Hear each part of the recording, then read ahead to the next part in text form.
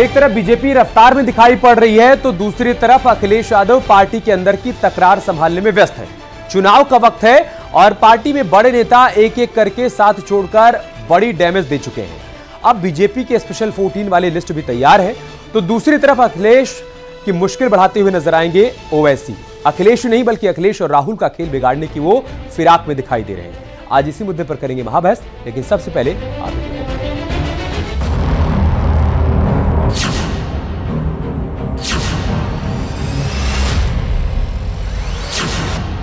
योगी रफ्तार में, अखिलेश तकरार में।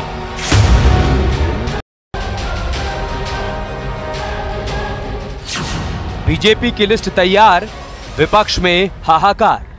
कितने चुनाव हारेंगे अखिलेश यादव समाजवादी पार्टी, तो ये गलती उनके पास है। अब फिर कहेंगे कि हम बीजेपी को रोकेंगे। आप तो 4 चुनाव हार चुके हैं। आपके सलीम शेरवानी साहब 5 मरतबा के एमपी आपको छोड़ चुके हैं। स्वामी प्रसाद मौर्य जो आपके पार्टी के वाइस प्रेसिडेंट थे वो आपको छोड़ गए हैं।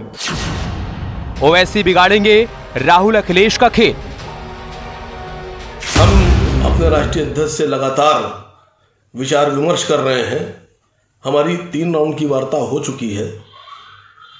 मजलिस इत्तेहादुल मुस्लिमीन फिरोजाबाद, बदायूं, संभल, मुरादाबाद, अमरोहा, मेरठ और आजमगढ़, हम अपने कैंडिडेट 2024 लोकसभा में इतनी सीटों को उतारने पर विचार कर रहे हैं। यूपी की बाजी पलटेंगे मोदी के स्पेशल 14।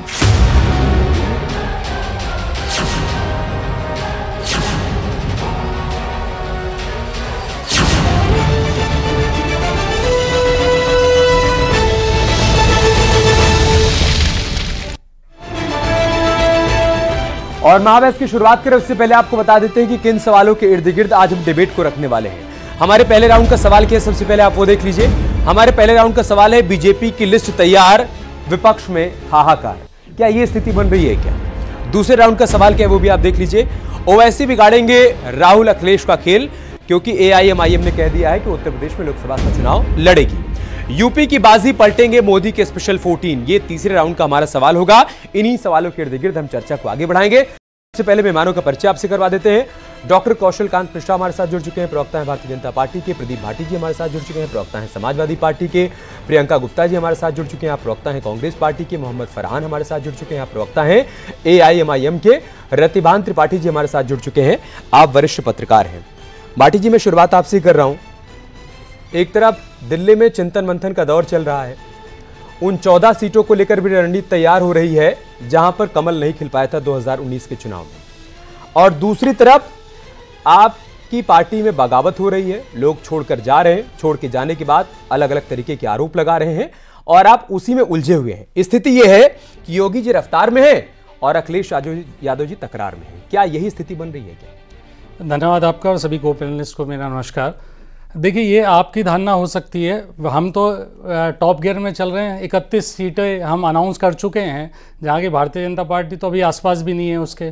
और हम जिस स्पीड से चल रहे हैं उसी स्पीड से, उसी अंतर से हम उत्तर प्रदेश के अंदर समाजवादी पार्टी बेहतरीन प्रदर्शन करके उत्तर प्रदेश के अंदर देश की तस्वीर बदल देगी। उत्तर प्रदेश से जो रिज़ल्ट आएगा उससे देश की तस्वीर बदलेगी। इस पे हम पूरी तरह से तैयार हैं और आगे आने वाले आप देखते जाइए। हम अभी तो ये आसपास भी नहीं है हमारे, और आपको पता नहीं क्यों लगता है कि ये आगे रफ्तार में चल रहे हैं। और जो भी थोड़ी बहुत चीज़ें चलती रहती है, ये तो डेमोक्रेसी में है। इनके या पास से भी कोई आ रहा है, कोई जा रहा है, ऐसा चलता रहता है। हमारे पास भी कुछ वोट इसके अंदर आ गए, वो उन पे बात ना करके बहुत कुछ चीज़ें संक्षिप्त में ज़रूर बताना चाहूँगा कि 2019 में भी ऐसा ही लगा, और उसके हिसाब से भी ऐसे 55 सीटें पे तो भारतीय जनता पार्टी की जमानत जब्त हुई।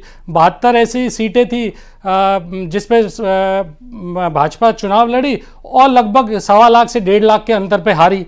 तो ऐसा नहीं है कि वो तस्वीर उतनी रोज़ी है जितना आप पेश करने की कोशिश कर रहे हैं, लेकिन जो जनता से जुड़े मुद्दे हैं, जैसे जनता से जुड़े मुद्दे हैं रोजगार, जिस तरह से पेपर लीक चल रहे हैं, जिस तरह से स्वास्थ्य की बदतर हालत है, जिस तरह से रोजगार में कोई युवाओं को कोई रोजगार नहीं मिल रहा है, लाठियां मिल रही हैं, किसानों को लाठियां मिल रही हैं, ड्रोन का इस्तेमाल होना था किसी चीज़ के लिए हो रहा है, ऐसे जैसे देश पे कोई हमला हो गया हो, किसानों पे इस तरह का अत्याचार तो हमने आज तक किसी सरकार में नहीं देखा। हाँ, जलियांवाला बाग में जरूर देख लिया था इस तरह के अत्याचार, वो इस तरह का अत्याचार चल रहा है। और मॉडल कौन सा चल रहा है? मॉडल है चंडीगढ़ का, मॉडल है क्विड प्रो को, एक हाथ ले एक हाथ दे, आपने देखा होगा, इलेक्ट्रल बॉन्ड वाला मॉडल, उस थार मॉडल, आप देखिए मित्रवाद मॉडल, ये सारे मॉडल देश के अंदर चल रहे हैं। तो इन सब मॉडल से ऊपर देश की जनता ये समझ रही है और ये जान चुकी है कि उत्तर प्रदेश में अगर कोई बेहतरीन विकल्प है और जो नेता इस उत्तर प्रदेश की जन्मभूमि से आता है और जो देश की और पीडीए की और सभी लोगों की चिंताओं को समझता है, वो माननीय अखिलेश यादव है। और उससे बेहतरीन विकल्प उत्तर प्रदेश में और देश में आज है नहीं। हम ये चाहते हैं कि हमारे सभी इंडिया गठबंधन के लोग बेहतरीन चुनाव लड़ेंगे, बाकी हम उत्तर प्रदेश के अंदर भारतीय जनता पार्टी को संभाली। मैं दूसरे राउंड में आपके पास आऊंगा भाटी जी। तकरार वाली बात मैंने इसलिए कही थी क्योंकि आप जिस पीडीए की बात कर रहे हैं ना, जो नेता आपसे छिटक कर जा रहे हैं वो उसी पीडीए का हिस्सा है। इस वजह से कहा जा रहा है कि फिर आपके पीडीए को ये लोग डैमेज कर रहे हैं। मैं आऊंगा दूसरे राउंड में आपके पास। डॉक्टर कौशल कांत जी, भाटी जी तो कह रहे हैं कि देखिए जी हमारी रफ्तार बहुत तेज है, हम धीमे नहीं है, हमने तो 31 उम्मीदवारों का ऐलान भी कर दिया, आप तो सिर्फ चिंतन मंथन कर रहे हैं अभी। जी, ये बहुत सही बोल रहे हैं कि इनकी रफ्तार बहुत तेज है। इनके एक एक नेता इनको छोड़ करके जा रहे हैं तो इनकी रफ्तार बहुत तेज है, इनकी रफ्तार गिरने में बहुत तेज है। जिस तरीके से प्रदेश में इनके अपने नेता ही इनको छोड़ के जा रहे हैं, राज्यसभा की सीट अपनी बचा नहीं पा रहे हैं, तो बिल्कुल सही, इनकी रफ्तार बहुत तेज है। ये बहुत जल्दी प्रदेश में देखने लायक नहीं रहे बचेंगे। इनको देखने के लिए वो दूरबीन की जरूरत पड़ेगी, जिससे कि दूर में पड़ी हुई चीजों को देखा जाता है, छोटी सी चीज को। अब बात करते हैं हम लोग क्या कर रहे हैं। हम लोग के लिए सबका साथ, सबका विकास, सबका प्रयास और सबके विश्वास के मूल मंत्र के साथ पूरे देश का सर्वांगीण विकास करना, यह हमारा मेन लक्ष्य है। दूसरी तरफ इंडी गठबंधन का सिर्फ एक लक्ष्य है कि किसी तरीके से जोड़ जुगाड़ जैसे चाहे वैसे गठबंधन करके केवल और केवल भाजपा का विरोध करें और मोदी जी को लाने से रोकने की कोशिश करना। सिर्फ कोशिश ही कर सकते हैं। क्यों? क्योंकि 24 का इलेक्शन का रिजल्ट आ चुका है। मोदी सरकार 400 पार, ये मेरा नारा नहीं है, जनता का नारा हो चुका है।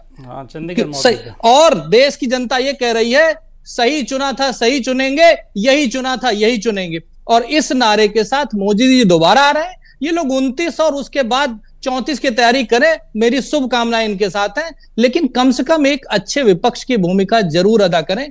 लोकतंत्र में अच्छा विपक्ष होना जरूरी है। पर मुझे लगता है कि ये लोग इस भरोसे बैठे कि मोदी जी विपक्ष को भी बचाने आएंगे, क्योंकि इनको बचाने वाला तो कोई बचा नहीं। अब विकास की बात करते हैं। जिस तरीके से फ्रेजाइल 5 से इकोनॉमी आज 5वीं इकोनॉमी बन गई है, तीसरी इकोनॉमी की बात की जा रही है, और उसमें उत्तर प्रदेश जो एक बीमारू स्टेट था, वो उत्तम प्रदेश नहीं सर्वोत्तम प्रदेश बनके 1 ट्रिलियन इकोनॉमी बनने वाला है। इसके अलावा ऑटो मार्केट में दूसरे नंबर पे आ चुके हैं, इलेक्ट्रिकल प्रोडक्शन में दूसरे नंबर पे उपलब्धियों पर आएंगे। भाटी जी मैं दूंगा आपको काउंटर का अवसर दूंगा, उससे पहले मैं चर्चा में सबको शामिल कर लूं। प्रियंका जी, हिमाचल में उलझे रहेंगे या उत्तर प्रदेश को लेकर आपकी जो रणनीति है वो धरातल पर दिखेगी? क्योंकि यहां तो दिल्ली में चिंतन मंथन का दौर चल रहा है, रणनीति तैयार की जा रही है, और आपके सहयोगी भाटी जी ने तो 31 सीटों पर उम्मीदवारों का ऐलान भी कर दिया। आपकी तरफ कोई सुगबुगाहट नहीं है, ऐसा लग रहा है कि सारा का सारा फोकस अभी हिमाचल पर है, बाद में देखेंगे क्या करना है यूपी में। हमें कि मुझे लगता है कि जो षड्यंत्र भारतीय जनता पार्टी ने हिमाचल की सरकार को तोड़ने के लिए चला था, वो पूरी तरह से नेस्तनाबूद हो चुका है। कहीं कोई जिक्र नहीं है कि हिमाचल में ऑपरेशन कमल पूरी तरह से फेल है। पर मैं बताना चाहूंगी कि जिस तरह से एक लोकतांत्रिक चुनी हुई सरकार को गिराने की जो कोशिश की जा रही है, वो जनता देख रही है।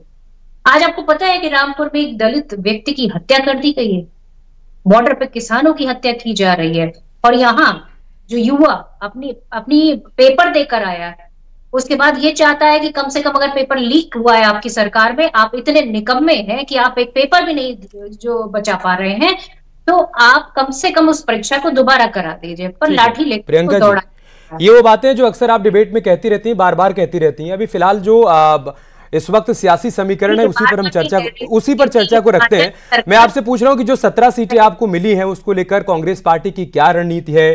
क्या वो सिर्फ कागजों तक ही सिमटी रहेगी, धरातल पर देखने को मिलेगी? क्योंकि सोर्सेस के हवाले से आज एक जानकारी ये सामने आई कि रायबरेली से प्रियंका गांधी और अमेठी से राहुल गांधी चुनावी मैदान में उतरेंगी। क्या इसमें दम है? आपकी रणनीति का हिस्सा इसको माने या फिर सिर्फ कोरी अफवाह है, अभी धरातल पर कुछ भी नहीं है? देखिए, कोरी अफवाह कुछ नहीं होती। भारतीय जनता पार्टी को समझ लेना चाहिए कि जो गांधी परिवार है ये उसका घर है, चाहे वो अमेठी हो चाहे वो रायबरेली हो, और वो धमके की चोट पर वहीं से लड़ेंगे। परंतु एक बात मैं जरूर कहना चाहूंगी कि जिस तरह से आज ओवैसी की पार्टी भारतीय जनता पार्टी में विलय क्यों नहीं कर लेती है, सिर्फ उनको फायदा पहुंचाने के लिए उत्तर प्रदेश में लड़ना, इससे पहले कर्नाटक में लड़ना, इससे पहले गुजरात में लड़ना, फिर तेलंगाना में लड़ना, सिर्फ और सिर्फ। मोहम्मद फरहान आपकी इस बात को बहुत ध्यान से सुन रहे हैं, मैं उस पर उनसे काउंटर लूंगा, लेकिन उससे पहले मैं एक सवाल भी जोड़ दूं। मोहम्मद फरहान, प्रियंका जी की बातों का सार यही है कि अगर हम आपको बीजेपी की वी टीम कहें तो क्यों ना कहें, क्योंकि आप ये कह रहे हैं कि आप वहीं पर अपने उम्मीदवारों को उतारेंगे जहां पर समाजवादी पार्टी मजबूत है या मुस्लिम बाहुल्य इलाका है, चाहे हम आजमगढ़ की बात करें, चाहे बदायूं की बात करें, फिरोजाबाद की बात करें, क्यों ना कहा जाए कि आप बीजेपी की बी टीम है?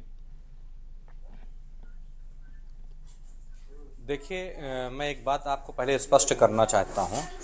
माननीय प्रदेश अध्यक्ष जनाब शौकत अली साहब ने माननीय राष्ट्रीय अध्यक्ष बैरिस्टर असदुद्दीन ओवैसी साहब को 20 सीटों का प्रस्ताव बनाकर भेजा है और आखिरी फैसला माननीय बैरिस्टर असदुद्दीन ओवैसी साहब का होगा कि वो कितने सीटों पर उसका अप्रूवल देते हैं और राष्ट्रीय नेतृत्व कितने सीटों पर लड़ने की हमें अनुमति देता है। और जो सीटों का घोषणा होगी वो माननीय प्रदेश अध्यक्ष जनाब शौकत अली साहब के द्वारा होगी, जो हमारे एक प्रवक्ता हैं, और आज उन्होंने जो ऐलान किया कि हम 7 सीटों पर चुनाव लड़ने की घोषणा करते हैं, इस बात की हम खंडन करते हैं। दूसरी चीज़ कि अगर वो इस तरह का बयान देते रहेंगे तो फिर पार्टी उनके खिलाफ अनुशासनहीनता में कार्रवाई भी करेगी। इसलिए जल्दबाजी में अभी कोई भी बयान इस तरह का देना मैं समझता हूँ ठीक नहीं है।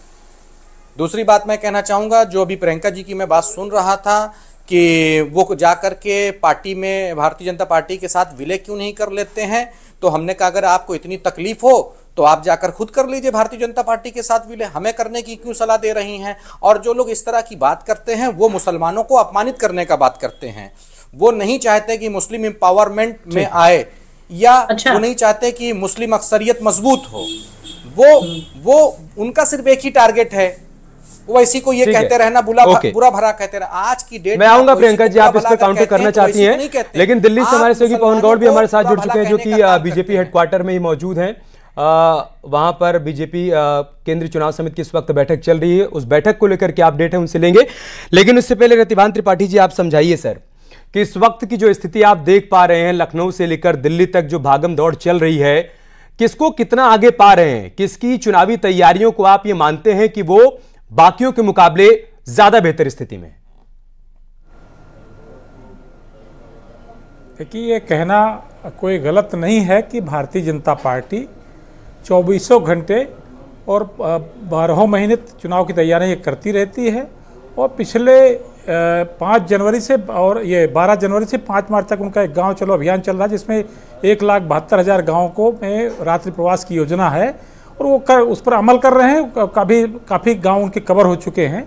तो लेकिन हमारे जो कांग्रेस उत्तर प्रदेश में राजनीति करने वाली कांग्रेस है या समाजवादी पार्टी है या दूसरी और पार्टियां हैं, उनका बहुत खुलेआम ऐसा कोई प्रचार दिख नहीं रहा। हाँ, समाजवादी पार्टी थोड़े बहुत एक्शन में दिख रही है, पर अभी तक जो स्थितियां हैं उनमें जो चुनाव की तैयारियों का अगर मुकाबला माना जाए तो भारतीय जनता पार्टी ही नंबर 1 है तैयारियों में, इसमें कोई दो राय है ही नहीं। अब रही बात आगे की रणनीति की, तो रणनीति की तैयारियां कर ही रहे हैं। अभी आज भारतीय जनता पार्टी की जो चुनाव अभियान समिति की बैठक चल रही है, उसमें संभव है कि उस पर अपडेट ले लेते हैं। शायद ये कहा पवन गौड़ हमारे साथ जुड़ चुके हैं। पवन, क्या अपडेट है? काफी देर से ये मंथन का दौर चल रहा है, आज इस मंथन से कुछ निकलने वाला है? कुछ नाम सामने आ जाएंगे? तमाम नामों से पर्दा उठ जाएगा? क्योंकि कहा यह जा रहा है कि 100 से 120 सीटों पर उम्मीदवारों के नाम फाइनल हो सकते हैं, और इसमें से 20 से 25 सीटें यूपी की भी हैं।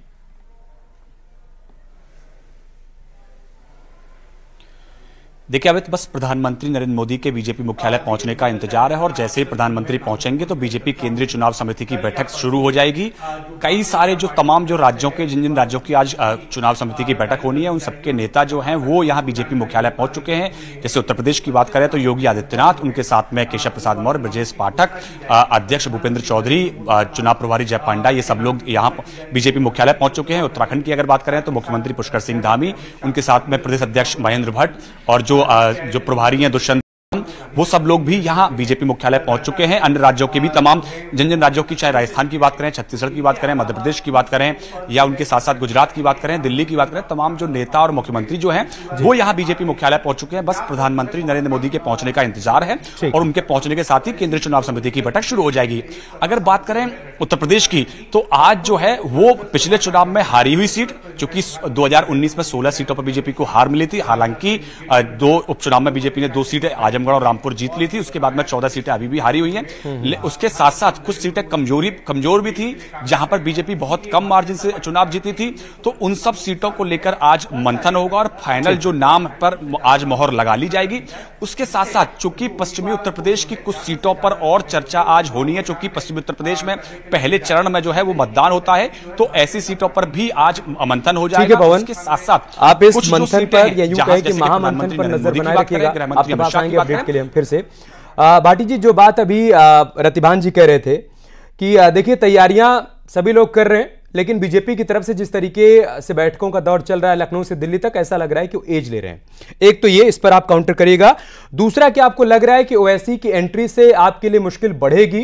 कांग्रेस और समाजवादी पार्टी का जो गठबंधन हुआ है उसको वो डेंट लगा पाएंगे, क्योंकि उनका ज्यादा फोकस उन्हीं सीटों पर है जहां पर मुस्लिम वोटर्स की संख्या ज्यादा है, या यूं कहें कि आपकी परंपरागत सीट है वो? देखिए अमित जी, अभी सबसे पहले तो मैं भारतीय जनता पार्टी के हमारे मित्र के जवाब दे दूं। वो कह रहे थे, अभी दूरबीन की कुछ बात कर रहे थे, आज 25 सीटें अगर आप अनुमान लगा रहे हैं कि इतनी सीटें आ जाएंगी उत्तर प्रदेश की, डिक्लेयर हो जाएंगी, तो दूरबीन का इस्तेमाल जरूर कौशल जी ध्यान से करिएगा। आपको दूरबीन की अभी जरूरत पड़ने वाली है, जैसे जैसे लिस्ट बाहर आती रहेंगी। लेकिन चुनाव जिस तरह से फेयर चुनाव होना चाहिए, उसके अगर हम देखें, उस बैकग्राउंड को देखते चलें, तो हमने ये पाया है कि भारतीय जनता पार्टी ने इलेक्शन कमीशन को, इंस्टीट्यूशंस को किस तरह से बर्बाद किया है, किस तरह से उसको कमतर आका कर दिया है, उसको हमें बहुत ध्यान देने की जरूरत है। और ये शुरुआत हम नहीं कर रहे हैं। अगर ये कौशल जी को मैं याद दिला दूं, ये 2009 में सबसे पहले आवाज़ उठाई थी एडवाणी जी ने। एडवाणी जी ने कहा 2009 में कि ईवीएम के ऊपर डाउट किया और बोला बैलेट से चुनाव होने चाहिए। मोदी जी ने कहा 2013-14 में कि Modi accuse EC of being partially biased. आप बता रहे थे इलेक्शन कमीशन को बायस्ड। तीसरी बात, आपने किस तरह से, मैंने जब ये कहा कि किस तरह से उसको कमतर, उसको किस तरह से डिमोलिश किए जा रहे हैं इंस्टीट्यूशंस को, उस बात पे मैं वैसे ही नहीं कह रहा। उस बात पे इसलिए कहा गया कि जिस तरह की गाइडलाइंस माननीय उच्चतम न्यायालय ने दी थी इलेक्शन कमिश्नर को अपॉइंट करने का, उसको किस तरह से सिलसिलेवार तरीके से ख़त्म किया गया। आपने देखा 21 दिसंबर को अपॉइंटमेंट ऑफ इलेक्शन कमीशन का बिल जो पास हुआ पार्लियामेंट में, उससे पहले क्या हुआ, आप 18 दिसंबर को 72 एमपीज को सस्पेंड करते हैं। 21 दिसंबर को आप 146 एमपीज को सस्पेंड करते हैं ताकि इसमें बहस ना हो। आपको इतना महत्वपूर्ण बिल 1 घंटा बहस हुई, आपको मालूम है उसमें 12 लोग बोले, वो बोले सारे भाजपा के अलायंस, और उसमें 1 लोग और बोले। ठीक, कौन? ओवैसी साहब बोले। तो आप खुद समझ जाइए कौन लोग किसके साथ बोल रहा है। तो हमें बताने की जरूरत नहीं है। एक सेकंड, मैं एक सवाल ऐड करना चाहता हूं, कौशल खान से जवाब लूंगा। आप ये कह रहे हैं कि 2009 में आडवाणी जी ने ईवीएम को लेकर सवाल खड़ा किया, 2012 में उत्तर प्रदेश में आप जीते, ईवीएम से छेड़छाड़ करके जीते थे। देखिए एडवाणी जी ने, एक सेकंड 2012 में आप यूपी में जीते तो आपने ईवीएम के साथ छेड़छाड़ की। 2017 में आपकी जितनी भी सीट आई, क्या वो ईवीएम से छेड़छाड़ के जरिए आई? 2019 के लोकसभा चुनाव में आप जितनी भी लोकसभा सीट जीत पाए, क्या ईवीएम की छेड़छाड़ की वजह से जीते? 2022 में जिन जिन सीटों पर आपकी साइकिल दौड़ी है, क्या ईवीएम में छेड़छाड़ी करके जीते हैं आप? देखिए हम तो इससे बेहतर कर सकते थे अगर आप यही जवाब लेना चाह रहे हैं मेरे से। लेकिन जब भी कोई अगर 0.1% भी कहीं डाउट होता है तो ये इलेक्शन कमीशन की ये जिम्मेदारी है। कितने 32 या 42 पार्टीज ने इलेक्शन कमीशन को इसके बारे में कंप्लेन करी हुई है, कोई जवाब आया उसके लेके? और जब खुद बीजेपी अपोजिशन में थी तो ये सारे पॉइंट्स उठा रही थी। हम जिस मॉडल्स की बात कर रहे हैं, चाहे वो चंडीगढ़ मॉडल ये हो, चाहे आपके ब्रिजभूषण मॉडल चल रहा है, थार मॉडल, ये सब, इन सब मैं कौशल कांत जी से जवाब ले रहा हूं। एक और चीज जो बहुत महत्वपूर्ण है जो चल रही है, मैं कौशल कांत जी से जवाब ले रहा हूं, लेकिन आपने उनको एक और मौका दे दिया ये कहने का कि देखिए चुनाव से पहले इनके भीतर घबराहट है, कल को हार जाएंगे तो कहेंगे। अरे आपके अंदर घबराहट ठीक है 9 में और 14 में, कौशल कांत जी एक्सेप्ट करिए अगर आप यही तर्क शुक्ला जी, ठीक है कौशल जी जवाब दीजिए। शुक्ला जी आपने मेरी बात तो कह ही दी कि अभी तो औपचारिक रूप से हारे नहीं है, पर हारने के बहाने का नाटक चालू हो गया अभी से। और ईवीएम की बात की और इलेक्शन कमीशन पे सवाल उठा। इलेक्शन कमीशन ने 2014 के इलेक्शन के बाद सारी पॉलिटिकल पार्टी को ईवीएम के साथ इनवाइट किया था इलेक्शन कमीशन में। तब समाजवादी पार्टी या देश की वो पार्टियां जो इलेक्शन कमीशन पे सवाल उठाती है क्यों, अरे सुन प्लीज नहीं, मैं बस एक अपडेट कर रहा था। नहीं वो जाकर के आप उसमें बात कीजिए। इलेक्शन कमीशन के सामने कोई नहीं जाता, खाली टीवी पर अपनी हार के लिए एक बहाना ढूंढने की कोशिश करते हैं। और इसी वजह से भारतीय जनता पार्टी के प्रवक्ता इलेक्शन कमीशन का बचाव क्यों कर रहे हैं? क्या जरूरत आ पड़ी भाई? प्रियंका जी आऊंगा मैं आपके पास, मैं आऊंगा। बस वो ये कह रहे हैं कि अगर आपको इलेक्शन कमीशन से कोई शिकायत है तो ये टीवी प्लेटफॉर्म पर तो कोई समाधान निकलेगा नहीं।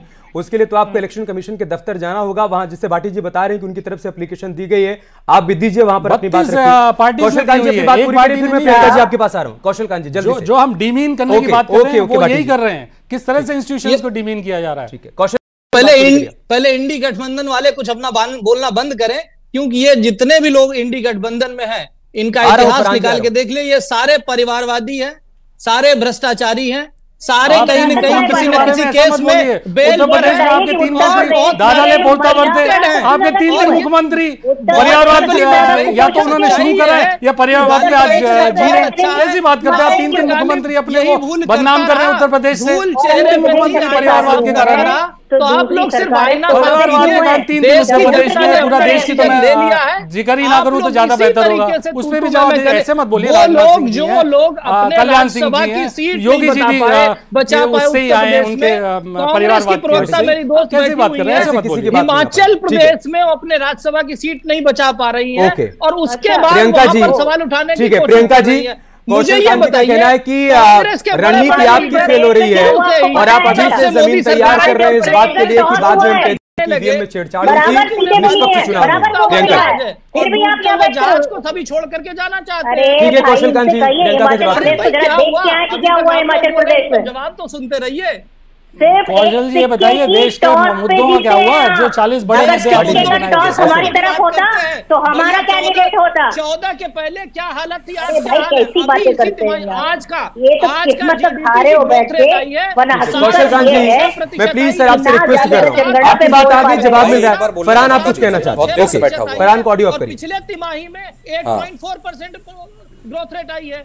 किसकी बात करें? मेरी आवाज आप तक जी आवाज मिल रही है, बताइए भाई। अभी चुप कराइए इनको, भाई चुप कराइए। दूसरे चुप कराए, अभी तो सबके सब बोल रहे हैं। देखिए मैं एक बात कहना चाहूंगा कांग्रेस के प्रवक्ता और समाजवादी पार्टी के प्रवक्ता दोनों लोगों को कि कांग्रेस पार्टी ने 17 सीटों पर समाजवादी पार्टी से गठबंधन करके ये साबित कर दिया कि वो उत्तर प्रदेश में 0 के बराबर हैं और उन्होंने समाजवादी पार्टी के आगे घुटने टेक दिए। दूसरी बात मैं कहना चाहूंगा कि राहुल जी, सोनिया जी, प्रियंका जी सब उत्तर प्रदेश छोड़ चुके हैं और उत्तर प्रदेश से हिम्मत नहीं कर पा रहे हैं कि वो भारतीय जनता पार्टी को हराने के लिए चुनाव लड़ें। दूसरी बात मैं कहना चाहूंगा समाजवादी पार्टी के प्रवक्ता और उनकी पार्टी के बारे में कि आप ये जान लीजिए जो व्यक्ति अपने विधायक न बचा पाए, जो व्यक्ति अपने विधायक न बचा पा रहा हो, वो व्यक्ति मुसलमानों को कैसे बचाएगा? ये बड़ी बात। और एक बात बता दें, आपका जवाब लेकिन इनसे कहिए इनके खाने के दांत कुछ और दिखाने के दांत कुछ और है। कम से कम जो है हकीकत वही दिखाएं। अगर भारतीय जो दिखाने वाला वो आप रख लीजिए ना, खाने वाला हमारे पास है। नहीं, भारतीय जनता पार्टी को सपोर्ट करना है, खुल के करो, इतना डरे क्यों हो भाई? और दूसरी चीज ये बताओ, ये संसाधन जो भारतीय जनता पार्टी मुहैया कराती है उसी के दम पे तो चुनाव लड़ते हो। रतिबान जी, क्लोजिंग कमेंट्स है। बीजेपी के लिए चुनौती आप ही लेकर जाती उन 64 सीटों पर दोबारा से जीत दर्ज करना है जिन पर 2019 में जीत दर्ज की गई थी। यह बात उससे आगे की है, उनका सारा फोकस उन 16 सीटों पर है, बल्कि यूं कहें कि 14 सीटों पर, क्योंकि उपचुनाव में 2 सीटों और जीत गए थे। उन 14 सीटों पर फोकस है कि इस पर भी कमल खिलाना है। जल्दी से रतिबान जी। निश्चय ही भारतीय जनता पार्टी ने, मैं अंदर की बात भी जानता हूं, मैंने अपने सोर्सेज से पता किया, उससे जाहिर है कि भारतीय जनता पार्टी का फोकस लंबे समय से उन 14 सीटों पर रहा जो अभी तक हारी हुई उसके खाते में है। 2 जीत चुकी है, लेकिन अभी उस पर भी विशेष काम करना है। उन सीटों पर भी भाजपा ने फोकस किया था जो उनकी कमजोर सीटें हैं। तो कुल मिलाकर तैयारियों में भारतीय जनता पार्टी लगी हुई है, लेकिन ऐसा नहीं है, आसान नहीं है मिशन 80 को फतेह कर लेना, लेकिन उसे आसान बनाने की कवायद में बीजेपी इस वक्त जुटी हुई है। और इसी क्रम में लखनऊ से लेकर दिल्ली तक मंथन का दौर चल रहा है, महामंथन का दौर चल रहा है। और दूसरी तरफ अभी बहुत कुछ साफ नहीं हो पा रहा है, कहीं तकरार चल रहा है तो कहीं पर स्थिति ये चल रही है कि भागम दौड़ चल रही है। पार्टी छोड़कर नेता जा रहे हैं और जाने के बाद वो बयानबाजी कर रहे हैं, बयानबाजी के जरिए भी नुकसान पहुंचाने की कोशिश कर रहे हैं।